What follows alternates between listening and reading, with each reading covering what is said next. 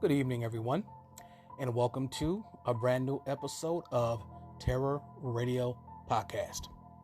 If this is your first time joining me, then welcome. This is a podcast dedicated in bringing you the best of horror and thriller, old-time radio broadcasts, as well as original stories. I'm your host, Keith, better known as the Radio Show Nerd, and tonight's episode is entitled The Classics, and that's in reference of adaptations of two well-known short stories featured on the radio programs tonight. So, without further ado, this is Terror Radio. The two radio series highlighted this evening are Mysterious Circumstances and Murder at Midnight. Now, Mysterious Circumstances isn't as well known, and I wasn't able to find that much information about the radio program. What I did discover is that it was a series of radio plays, 26 total, that were distributed by the BBC Transportation Service. And from what I gather, it looks as if it began in the late 50s and lasted until the early 70s. Although I did find two episodes from the early 1980s. So I'm assuming it may have had a few revivals. The radio play tonight is an adaptation of Monkey's Paw, which was a short story written by W.W. Jacobs in September of 1902. Now, this episode was directed by Gordon House, and unfortunately, I do not have the date of the first broadcast. So, you know the drill. Sit back, turn down the lights, and listen to The Monkey's Paw.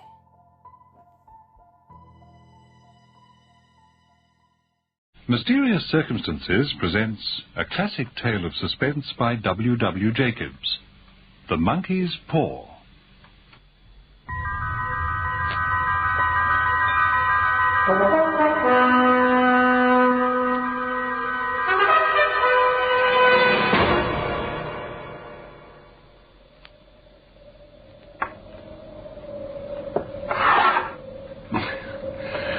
There, Abbott, my boy. Got you, I think. You're a deep un dad, aren't you? Means to say he's beaten you at last. Oh, no. Why, he's overlooked my bishop. Oh, I see. Let me have that. No. Rules of the game. I don't know with them scientific rules. You term it ought to be an innocent relaxation. Don't talk so much, Father. You put him off. Naughty. Now. Ooh, hark at the wind. I'm listening. I should hardly think Sergeant Major Morris will come tonight. Checkmate. What? That's the worst of living so far out. Your friends can't come for a quiet chat, and we addle our brains over a confounded game of chess. Now, Father, Morris will turn up all right. Lovers Lane, Fulham. All the beastly, slushy, out-of-the-way places to live in. Pathway's a bog, the road's a torrent. Never mind, dear. Perhaps you'll win tomorrow. Perhaps I'll win tomorrow. What do you mean? Yes. You always know what's going on inside of me, don't you, Mother? I ought to, after 30 years. It isn't such a bad place, Dad, after all. Home-like, I call it. And so do you, or you wouldn't have bought it. Oh. Nice job I made of that, too, with £200 owing on it. Why, I shall work that off in no time, Dad. Matter of 3 years with the rise promised me. She don't get married. Not me. Not that sort. Oh, I wish you would, Herbert. A good, steady woman. Lots of time, Mother. Sufficient for the day, as the saying goes. Just now my dynamos don't leave me any time for love-making. Jealous they are, I tell you. I lay awake at night often, and I think if I ever took a nap and let his, what do you call them, dynamos run down, all Fulham would be in darkness. What a joke. Joke? And me with a sack. Pretty idea of a joke you've got, I don't think. Oh, Oh, that's him. That's the Sergeant Major. I wonder what yarn he's got for us tonight. Don't let the door slam, John. All right. Steady, quick, right. As much as I can do to hold it against the wind. Awful. And a mile up the road by the cemetery, it's worse. Enough to blow the hair off your head. Give me a stick. Yeah. If it wasn't that I knew what a welcome I'd get. Sergeant Major Morris. Oh, so cold you must be. Come to the fire, do we now? How are you, Mum? Oh, nicely, thank you. How's yourself, laddie? Thank Well, you, on sir. duty yet, eh? Working days now, are you? Oh, no, sir, but there's half an hour yet. Still on night shifts. Nice hot drink for you, Sergeant. Thank you kindly, Mum. Sit down, Morris. Oh, thank you. Oh, that's good. That's a sight better than the trenches at Chitral. That's better than sitting in a puddle with the rain pouring down in buckets and the natives taking pot shots at you. Didn't you have no umbrellas? Umbrellas? Oh, that's good, eh, White? That's good. Hear what you said? Umbrellas. And galoshes, I suppose. And hot water bottles. Oh, yes.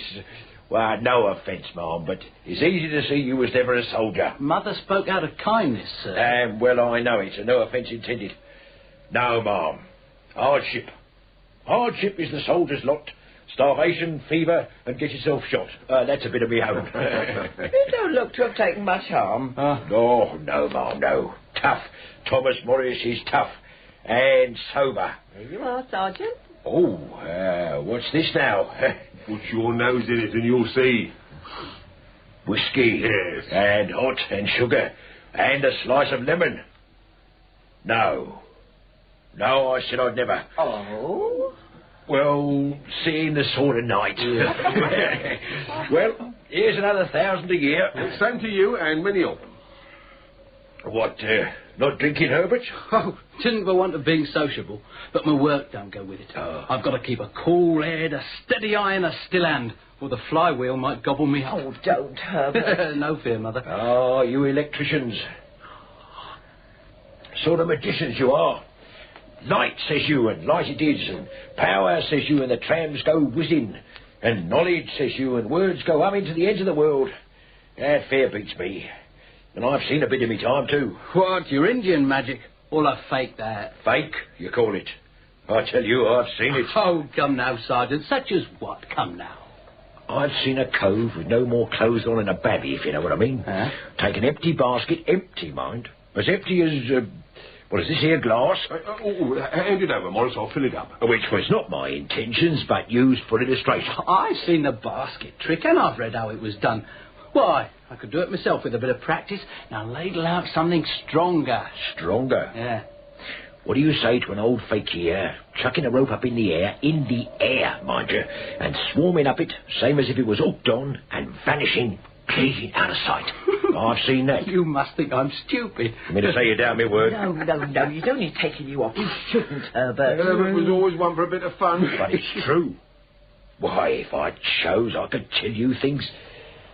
But there, you don't get no more yarns out of me. Oh. Nonsense, old friend. You're not going to get shirty about a bit of fun. What was that you started telling me the other day about a monkey's paw or something? Nothing. Leastways, nothing worth hearing. Monkey's paw? Oh, you was telling me... Nothing. Don't go on about it. You said you always carried it on you. So I do, for fear of what might happen. Aye. What's it for? Yeah, you wouldn't believe me if I was to tell you. I will. Every word. Magic, then. Don't you laugh? I'm not. Got it on you now? Of course. Let's see it. Oh, wait. Nothing to look at. Just an ordinary little paw. Draw it to a mummy. Here, see for yourself. Oh. Give us a look. Why, it's all dried up. I said so. Hark at that wind. And what might there be special about this old paw, then? That there paw has had a spell put upon it. No. By an old fakir. He was a very holy man. He'd sat all doubled up in one spot going on for 15 years, thinking of things. And he wanted to show that fate ruled people. That everything was cut and dried from the beginning, as you might say. That there weren't no getting away from it. And that if you tried to, you caught it hot. So he put a spell on this bit of a paw. It might have been anything else, but he took the first thing that come handy. He put a spell on it and made it so that 3 people could each have 3 wishes. Don't. But, mark you, though the wishes were granted, those 3 people would have caused a wish they hadn't been. But how could the wishes be granted? Oh, he didn't say. It would all happen so natural you might think it a coincidence if so disposed. Why haven't you tried it, sir? I have. You've had your 3 wishes. Yes, Were they granted? they were. Has anybody else wished?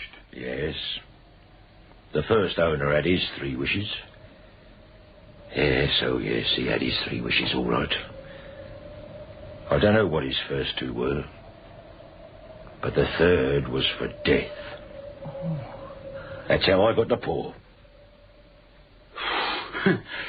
Well, seems to me you've only got to wish for things that can't have any bad luck about. Maurice, if you've had your 3 wishes, it's no good to you now.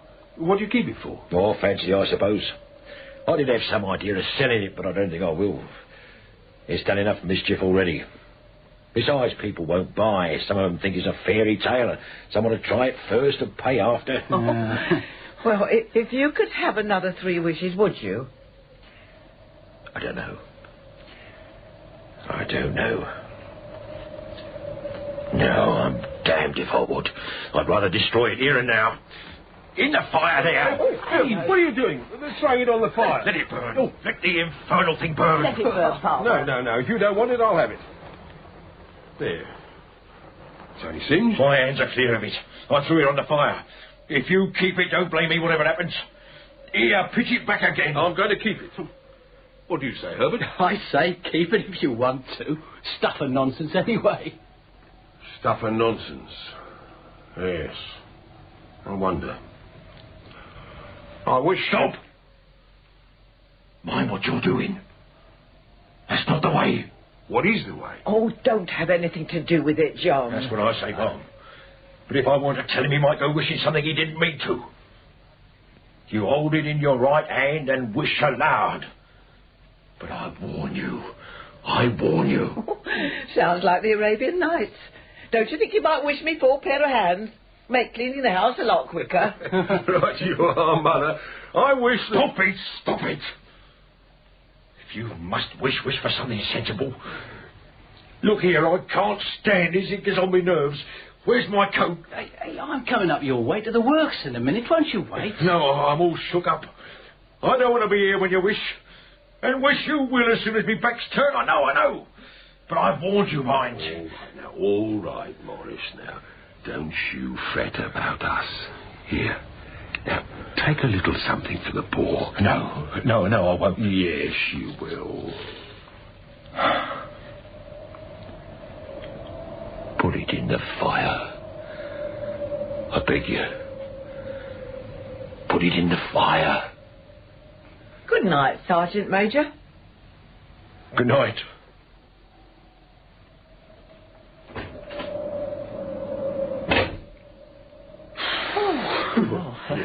Well, if there's no more in this than there is in his other stories, we shan't make much out of it. I wonder. What? I wonder whether we hadn't better chuck it on the fire. Not likely. Why, we're all going to be rich and famous and happy. Throw it on the fire when you give him money for it. Not like you, Father. Wish to be an emperor, Father, to begin with. Then you can't be henpecked. You young scallywag. I wonder. I don't know what to wish for, and that's a fact. I seem to have got all I want. Oh, Dad, if you'd only cleared the debt on the house, you'd be quite happy, wouldn't you? Well, go ahead. Wish for the £200. That'll just do it. Shall I? Go on. Here, I'll play some suitable music.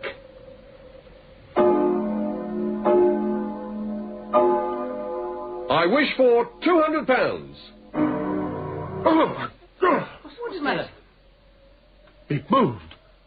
That paw moved, as I wished. It twisted in my hand like a snake. Nonsense, Dad. Why, it's as stiff as a bone. Must have been your fancy, Father. Well, I don't see the money, and I bet I never shall. Thank God there was no harm done, but it gave me a shock. 11:30. I must get along. I'm on at midnight. Don't be late for breakfast, Herbert. I shall be home as usual. Walk home. Does me good. Be with you about 9. Don't wait, though. You know your father never waits. Come on, dear, I'll see you to the door. Good night, Dad. You'll find the cash tied up in the middle of the bed. It moved, Herbert. And a monkey hanging by his tail from the bedpost, helping to count the golden sovereigns. I wish you wouldn't joke, my boy. All right, Dad.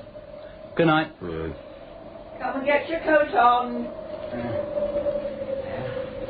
My night, dear.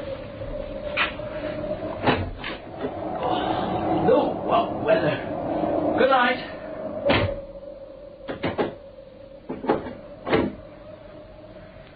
Oh, Jenny! Jenny! What's the matter? Nothing. I just thought I saw faces in the fire. Now, come along, Father. What you need is a good night's sleep.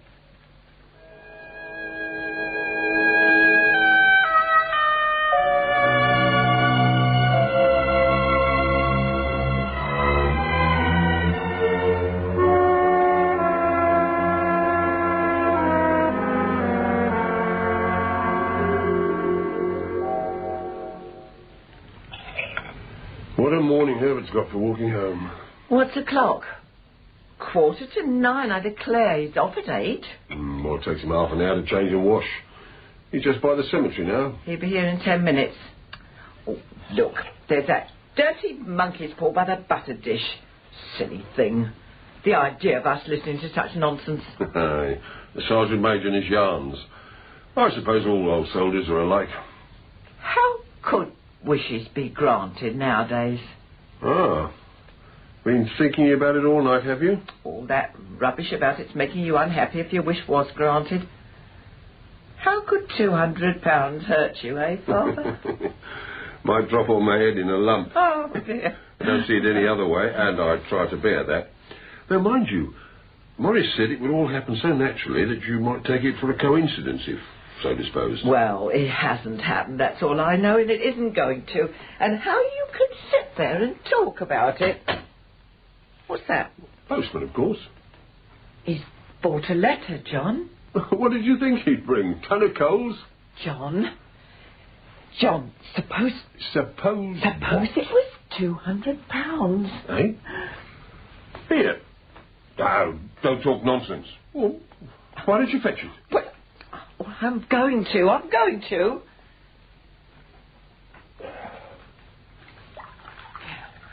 It's thick, John, and it's got something crisp inside it. Who's it for? You. Well, hand it over then. Oh, dear. The superstitious old woman you are. Now, where are my specs? Oh, let me open it. Don't you touch it. Where are my specs? Don't let sudden wealth sour your temper, John. Where did you find my specs? Here. Oh, there they are. Take care, don't tear it. You've gone dotty and it made me nervous. Sir, enclosed, please find receipt for interest on a mortgage of £200 on your house. Do you receipt? That comes of listening to tipsy old soldiers. What does? You thought there was banknotes in it. I didn't. I said all along. Oh, Herbert will laugh when I tell him. No, you're not going to tell him. You're going to keep your mouth shut. That's what you're going to do. Why, I should never hear the last of it. Serve you right. I shall tell him. You know how you like his fun. See how he joked you last night when you said the paw moved? So it did. It did move. That I'll swear to. You thought it did. I say it did. There was no thinking about it. You saw how it upset me, didn't you? Didn't you? Why don't you listen? What is it? Nothing. Do you see Herbert coming? No. He's about due. What is it? Nothing. It's only a man.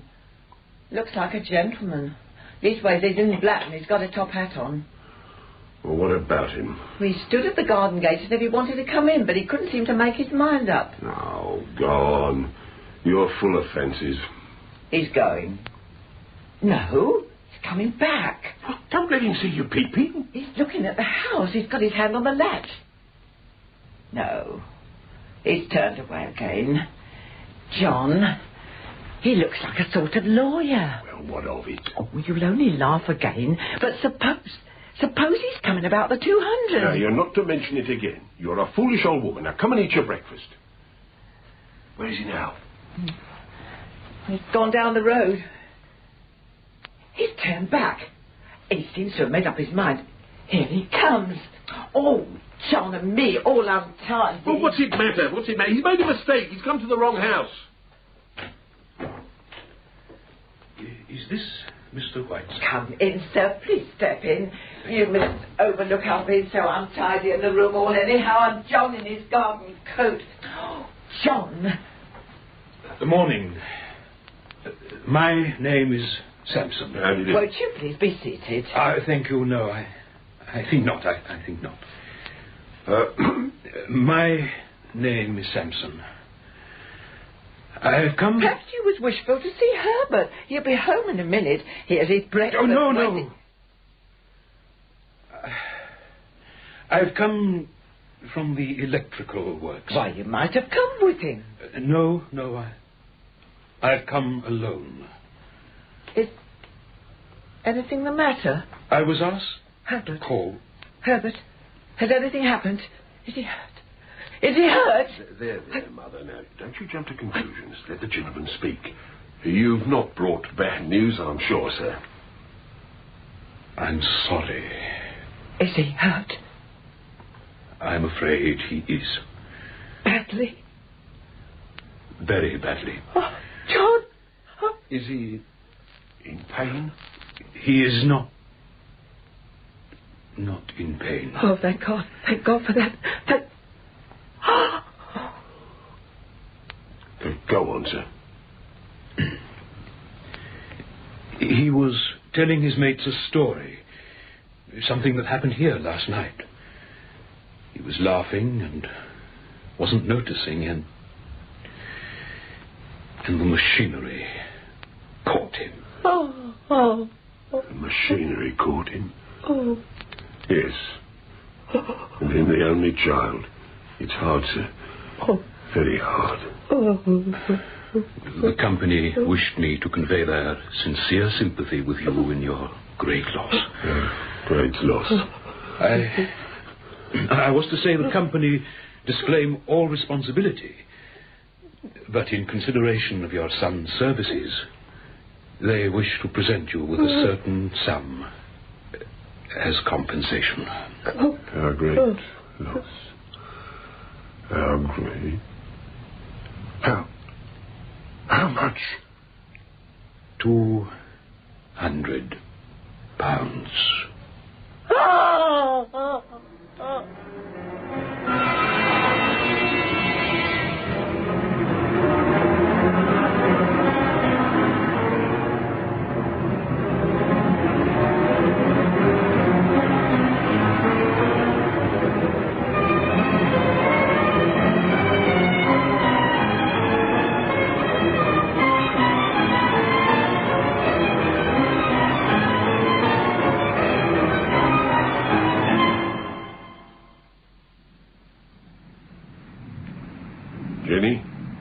Jenny? Yes? Where are you? At the window. What are you doing? Looking up the road. What's the use, Jenny? What's the use? That's where the cemetery is. That's where we've laid him. A week today. What o'clock is it? I don't know. We don't take much account of time now, Jenny, do we? Why should we? He don't come home. He never come home again. There's nothing to think about. Or to talk about. Come away from the window. You'll get cold. It's colder where he is. Gone forever. And taken all our hopes with him.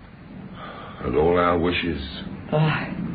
And all our John. Jenny, for God's sake, what's the matter? The paw. The monkey's paw. I want it. You haven't done away with it? I haven't seen it since... I want it. Find it. Find it. Here. Here it is. Now, what do you want of it? Didn't I think of it? Why didn't you think of it? Think of what? The other 2 wishes. What? We've only had one. Wasn't that enough? No, we'll have one more. Take it. Take it quickly. And wish... Wish what? John. John. Wish our boy alive again. Oh, God, are you mad? Take it. Take it and wish my boy. My boy. Get to bed. Get to sleep. You don't know what you're saying. We had the first wish granted, why not the second? He's been dead 10 days and... Jenny, I only knew him by his clothing.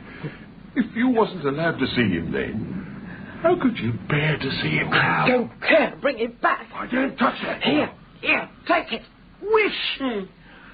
Wish. Jenny. Wish. I wish my son alive again.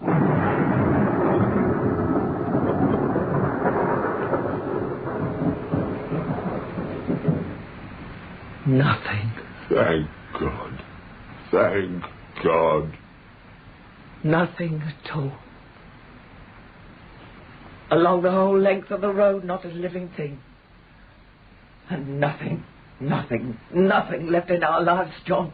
Except each other, Jenny. And memories. We're too old. We were only alive in him. We can't begin again. We can't feel anything now, John, but emptiness and darkness. It isn't for long, Jenny. There's that to look forward to. Every minute's long now. I can't bear the darkness. Dreary. Where's the candle? And the matches? Where's the matches?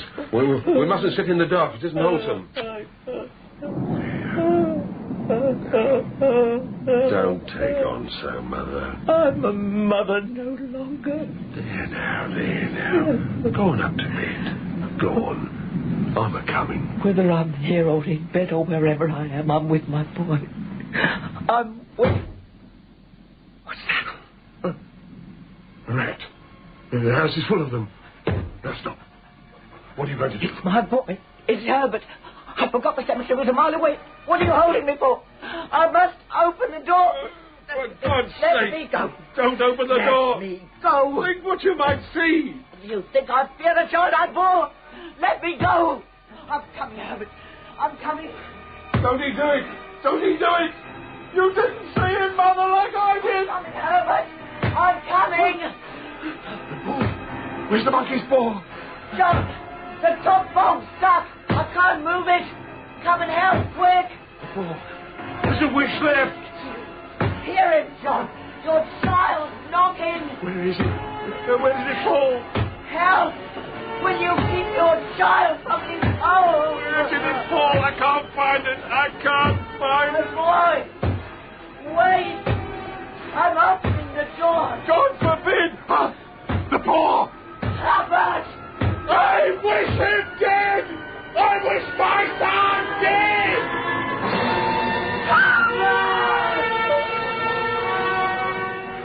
I wish him dead and at peace.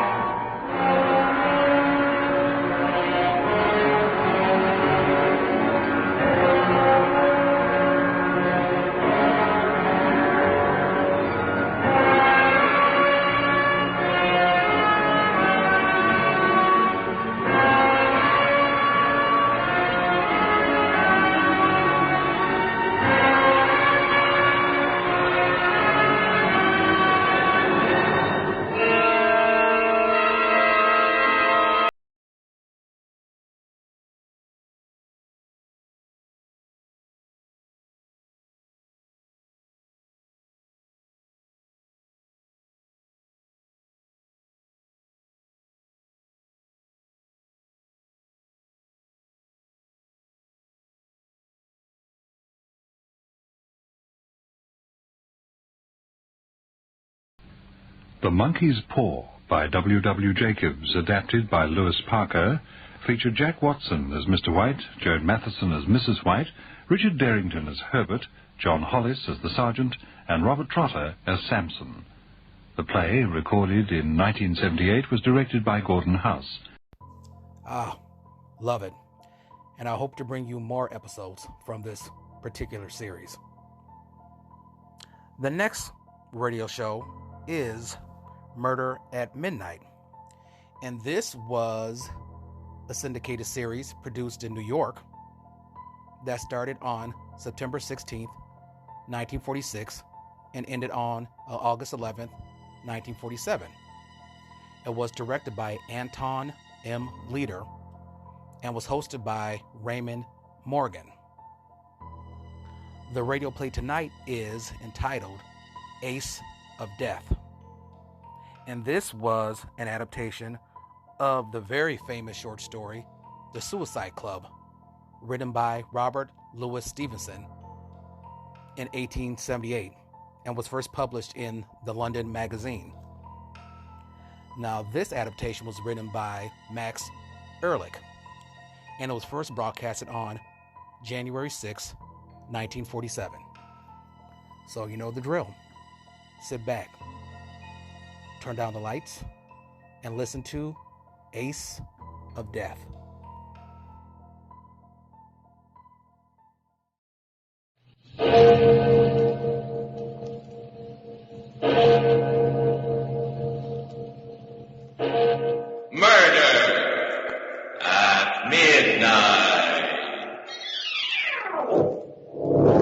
Your card, Mr. Thompson. The King of Hearts. Colonel Moore. The 5 of clubs, Mr. President. Count Rizzini. Come, Count, we are waiting. What is your card?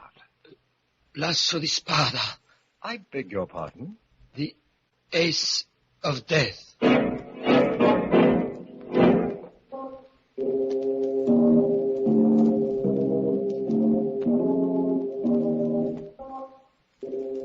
Midnight, the witching hour, when the night is darkest, our fears the strongest, and our strength at its lowest ebb.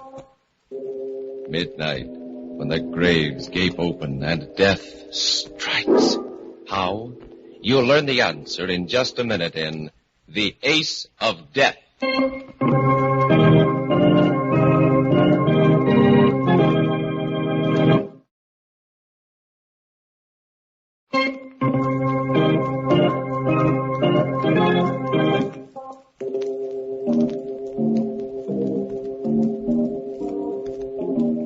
And now, Murder at Midnight, tales of mystery and terror by radio's masters of the macabre.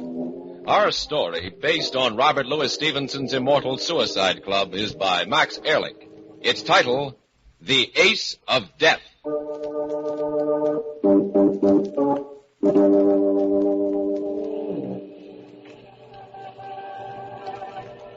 I stood there on the bridge and stared down into the swirling fog. It hid the river like a white shroud. I shivered.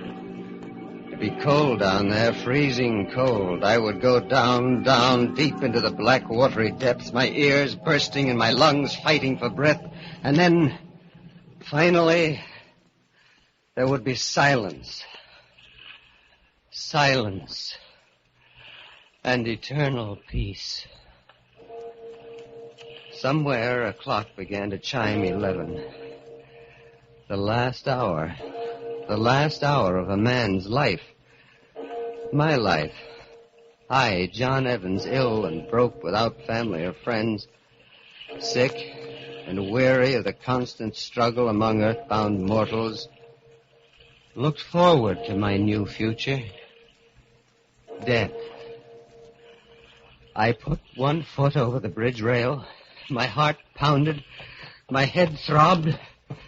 And then someone came out of the mist and seized me from behind. No, you fool. Don't do it now this way. No. Let me go. Let me go while I still got the courage. Can you hear what I've got to say? Why did you stop me? Why? I wanted to die. I wanted to. I sympathize with you, young man. You see, I, too, am tired of life and seek death. You? You want to die? Yes, but not by drowning. No, my boy. I've made other arrangements. The river is not only a dull way to die, it's positively sordid. The very idea makes me shudder with distaste. Wait, I don't understand. It's very simple, young man. Well, most of us are too commonplace about the hereafter. We enter it with morbid fear and without imagination. Actually, death can be glorious. Glorious? Yes, a great new change from our ordinary lifetime routine. A journey into an uncharted world. A man should meet death on the wings of adventure. It should be an exciting and delightful experience. Death? Exciting and delightful? Why not? I've already arranged my decease along these lines. And since you and I have an interest in common, why not join me? Huh? We'll seek death's private door together. Come, young man. Come along with me. Where? To my club. I'll be glad to recommend you for membership. Your club? Yes. It caters to a clientele of gentlemen like ourselves. We call it the Hereafter Club. The whole thing was mad, insane. And yet it was intriguing, too. I looked hard at the elderly gentleman who'd come out of the fog to pull me from the brink of death, only to offer me a pleasanter and more delightful variety later. He repeated his invitation to join him, and I could see that he was perfectly sincere. I decided to go with him, even though I secretly considered him some kind of a madman. After all, what could I lose now? We took a cab and stopped at a grim-looking building in the silk stocking district on the east side. My elderly friend, whom I now knew as Frederick Whitney, took me into a luxurious reception room and asked me to wait there until he saw the president of the club. Finally, the president himself came out to greet me. He was a man of about 50 with a bald spot on his head, piercing gray eyes, and a thin mouth. He smiled and extended his hand to me. Welcome to the Hereafter Club, Mr. Evans. Thank you, Mr. President. Mr. Whitney has recommended you very highly, and I'm delighted to count you among our members. I am pretty vague as to what all this is about, but Mr. Whitney mentioned something about a $400 initiation fee, and, well, I'm afraid Tut, my boy. Mr. Whitney knew you were in delicate financial straits and took your initiation fee upon himself. Oh. You were fortunate indeed, Mr. Evans, that he happened along and rescued you from the river. Such a morbid way of entering the hereafter would have been tragic indeed. Isn't death in any form tragic? By no means, Mr. Evans. Death can be a triumph, a fine, heady wine, when so designed by a connoisseur. Come, Mr. Evans, follow me. You are about to embark on an exciting and unforgettable experience.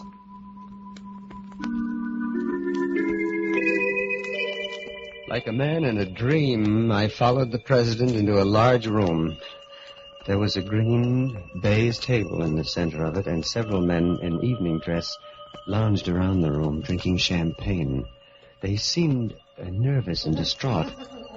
And when they laughed, it was high-pitched and too loud. They seemed to be waiting for something to happen, some event to begin. As the president and I stood at the door, he turned to me and smiled. These men, Mr. Evans, are charter members of the Hereafter Club. They come from all walks of life, but they have one common desire, death. I see. And what happens now? Our procedure is very simple. We all play a game of cards. A game of cards? A simple but fascinating game of cards. That is, these gentlemen play. As president of the Hereafter Club, I am the dealer. And what is the game? Each man draws a card and turns it face up. The man who is fortunate enough to draw the ace of spades dies. For this is the card of death. And how does he die? By the hand of the man who draws the ace of clubs. Oh, I see. The ace of clubs eliminates the ace of spades. Precisely. How many of these games do you play a night? Just one. But as you can see, Mr. Evans, during its course, a man can live a lifetime of adventure. For this makes of death an exciting game of chance, a game to whip the blood and make the pulses race. You see, one never knows whether he will draw the fatal ace of spades tonight or whether he will survive for weeks or even months. A question, Mr. President. Yes? How much of this can a man stand? I can only answer in this way, Mr. Evans. Our members always come back to the Hereafter Club night after night until they draw the ace of spades. Once a devotee of the game, it's impossible to resist. Now, but come, we're ready to begin. In a kind of hypnotic trance, I followed the president into the room. But when the members saw him, their conversation stopped suddenly. They put down their champagne glasses, straightened. Their faces grew pale and tense, their eyes brilliant with a mixture of fear and anticipation. The president took a fresh pack of cards from his pocket, and like a magnet attracting iron filings, the men drew close to the baize-covered table. I found myself standing next to Frederick Whitney as the president spoke. Gentlemen of the Hereafter Club, the game is about to begin. Someone here tonight will draw the ace of spades. Whoever he is, let me assure him that we will arrange his death so that it will appear to be an accident with no breath of scandal and with no unnecessary anguish to his family. We all know that life is only a stage to play the fool upon, as long as the part amuses us.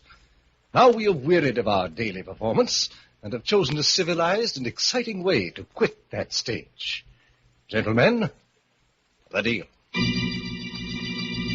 It was a fantastic, weird, monstrous experience. The green baize table, the president puffing on his cigar and dealing a card to each man face down, each man his face like a graven image turning his card up. I could feel the sweat pouring down my forehead. My heart pounded like a hammer, and next to me, Frederick Whitney stood rigid, his eyes shining as the president's voice droned on.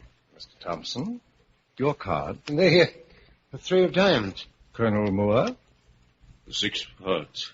Mr. Dennison. It's the jack of spades. Count Rizzini. The 8 of clubs. Mr. Evans. Our new member. The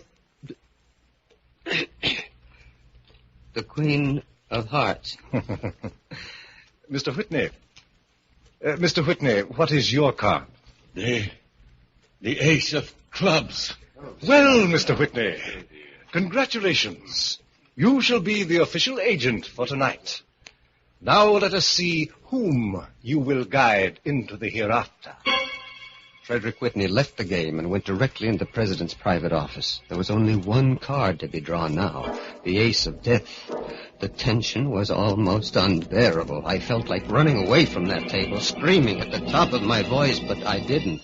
I only stood there, riveted, staring at those cards, listening to the president's hypnotic voice. Mr. Benedict. The 3 of spades. Mr. Wallace. 9 of diamonds. Mr. Thompson. The king of hearts. Colonel Moore, your card. The 5 of clubs. Count Rizzini. Count Rizzini, we are waiting. What is your card? L'asso di spada. I beg your pardon? The ace of death. I stumbled from that horrible place into the cold night air.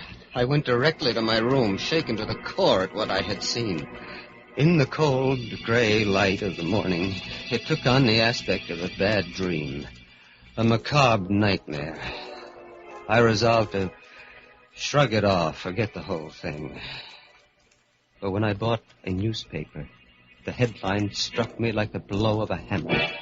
Quickly, my heart beating wildly, I read the lead paragraph. Count Pietro Rizzini, prominent Italian nobleman, was hit and instantly killed at midnight when he stepped off the curb into the path of a speeding taxicab.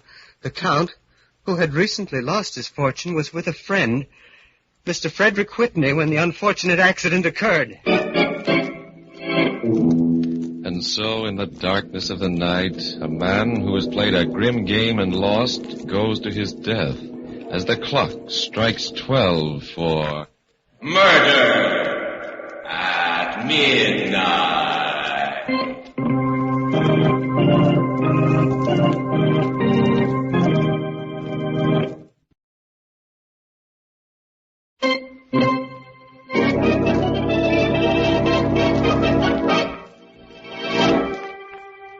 now, here is John Evans again to continue his story.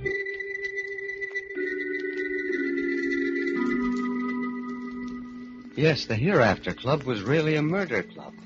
A racket conceived and created by the polished gentleman who called himself the president. He made a game of death and grew rich on it. For each night, although he lost a member, he made $400, the member's initiation fee. And as the members dropped out, according to Hoyle, there were always plenty of disillusioned neophytes like myself ready to replace them. My first impulse after reading that grisly newspaper announcement was to run to the police. But I had pledged my word to secrecy. And besides, I wanted to go back. I had to go back. The thrill of the game was in my blood. I fought to resist it, but it was like a hypnotic drug. Time after time, I went back to the green baize table, and then, one night... Your card, Mr. Whitney? Come, sir, what is your card? The ace of spades. Now, my friend, Frederick Whitney, the man who'd introduced me into the Hereafter Club, had drawn the ace of death. His string had run out. He was through. I stared at him. He was calm, and there was a half smile on his face. He seemed almost glad that for him the game was over. The president kept on dealing. Mr. Thompson, your card? The Jack of Hearts. Colonel Moore? The Four of Spades. Mr. Dennison? The Ace of Diamonds. Mr. Benedict? Ten of Clubs. Mr. Evans? They were waiting for me. Come, Mr. Evans. Your card? The Ace of Clubs. Congratulations, Mr. Evans. Only your 6th evening at our club, and you draw a winning card. Now, if you'll join Mr. Whitney and myself in my private office, we'll arrange the details.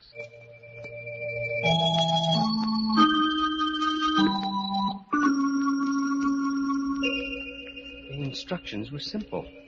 I was to drive Mr. Whitney into the garage of his home, leave him in the car with the motor running. That was all. And so without a word, I got behind the wheel and drove my elderly benefactor to the appointed place. We looked at each other there in the garage, and then he said, John, if anyone had to draw the ace of clubs, I'm glad it was you. No, Mr. Whitney, look here. I don't want to kill you. You know I don't. Let's end this farce. Let's go to the police and end this monstrous thing. No, John. You forget I'm a murderer. I have already killed.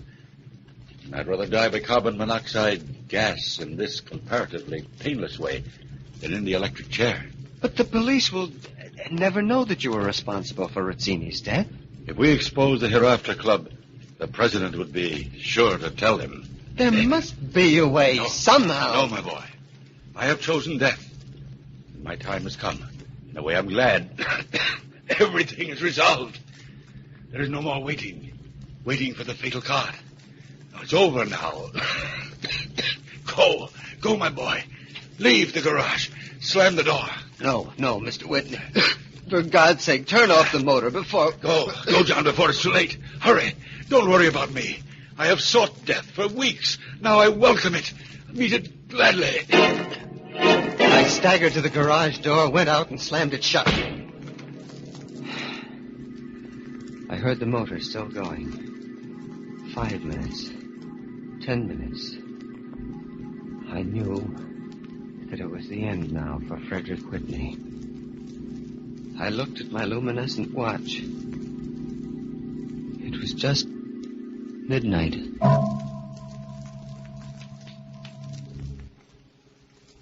I walked the streets for hours after that. Now I was a murderer. True, I had killed with my victim's consent, but I had killed. Now, as the dawn came, I began to shake with a cold rage against the connoisseur of death who called himself the president. Men killed. Men died, and he profited without risk. He always dealt the game and never participated. He was a prince of ruin, and unfortunate men like myself could not resist what he had to offer. And so, like a smiling Satan in formal clothes exerting a demoniac spell upon the fools who played his game, he watched them destroy each other. That night I went to the Hereafter Club and just before the game confronted him. Ah, good evening, Mr. Evans. I see you are back again tonight. Yes, Mr. President, I'm back again. And I want to congratulate you. Indeed? On what? On your financial vision in starting this club. By simple mathematics, it nets you a handsome profit. We play 5 evenings a week, and each evening you make $400. That, Mr. President, adds up to $2,000 a week. Yes, it's a tidy sum, Mr. Evans, to be sure. But to tell you the truth, tonight we play our last game. Our last game? Yes, to be frank with you, Mr. Evans, the sport of the game is beginning to pall on me. I've decided to retire to the country and pursue the delights of horticulture. Flowers are my hobby, you know. Oh, I see. Even you can tire of sending men to their deaths. And just what do you mean by that, Mr. Evans? I mean that you are a coward, Mr. President. You have created a monstrous game, and yet you haven't the courage to play it yourself. You question my courage, then, Mr. Evans? I do, and I question your honor, too. It seems to me that if you profit by your clients, you should take the same risk they do. You are a very impertinent young man, but I cannot let your accusations go without rebuttal. Indeed, it might be an interesting experience to play this last game myself. A kind of fitting climax to a successful career. Of course, Mr. Evans, I'll demand a handsome apology when it's over. You don't mean that you are actually going to take a chance? Yes, why not? I've often been intrigued by the excitement of my clients. Now, I might as well savor that excitement myself before I close the Hereafter Club.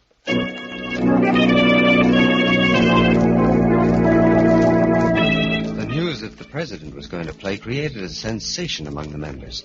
He dealt a round, and then another. And the third time around, for the second night in a row, I drew the murder card, the ace of clubs. The president smiled his congratulations at what he called my phenomenal luck and continued. Mr. Thompson, your card? The 2 spades. Colonel Moore? The king of hearts. Mr. Dennison? The 7 of clubs. Mr. Benedict? Queen of diamonds. And now, gentlemen, I'll turn over my own card. Congratulations, Mr. President. You have drawn the ace of spades. The president's face was immobile. Not an eyelash flickered. We went into his private office, and his words were calm as he explained the evening's arrangements. I had drawn the murder card, and he had drawn the death card. Yet, judging by his unworried attitude and serene bearing, it might have been the other way around. I couldn't help a flicker of admiration for him. As for me, I was eager to do my part, to kill this man who had been caught at the last moment in his own net. He had sent many a man to his death, and now he had to meet it himself. There is a railroad bridge on the outskirts of town, Mr. Evans. It has a low railing, and below it an express train passes exactly at midnight. You will push me over that rail into the path of the locomotive. And now, if you're ready, let us go. We didn't speak on the trip out to the bridge. It was a cold night. We stood there, shivering and waiting. Finally, in the distance,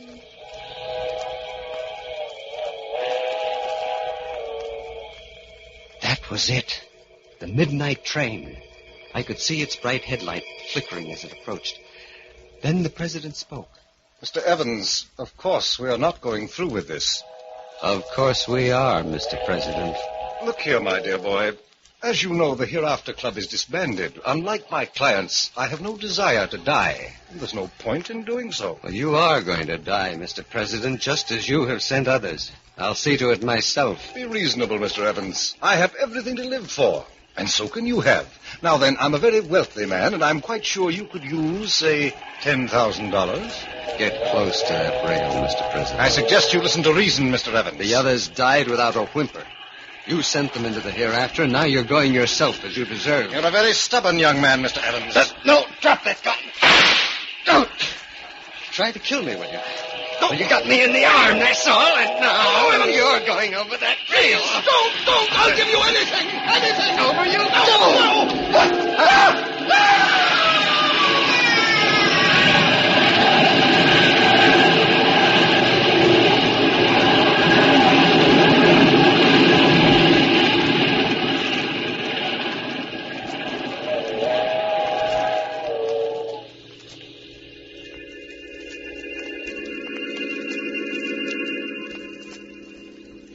When the train had passed, I saw what was left of his body on the tracks.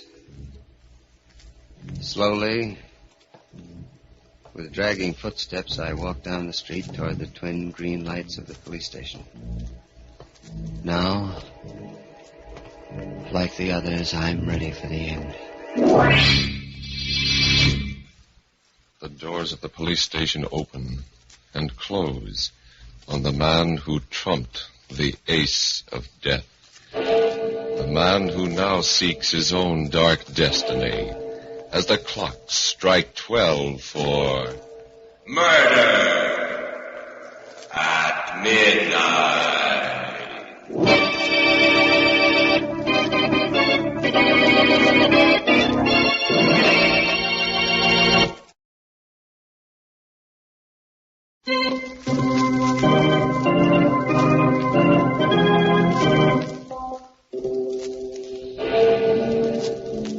Remember to be with us again when death deals his final hand and the clocks strike 12 for murder at midnight.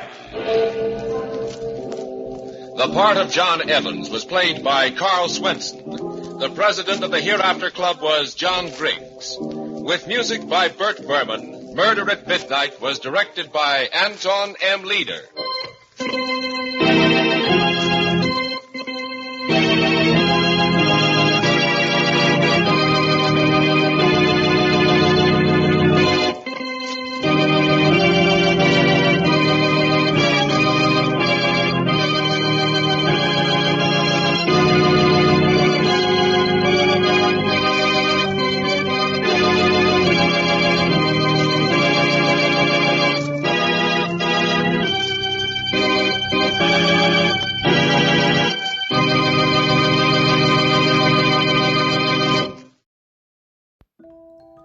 That's the show for this evening.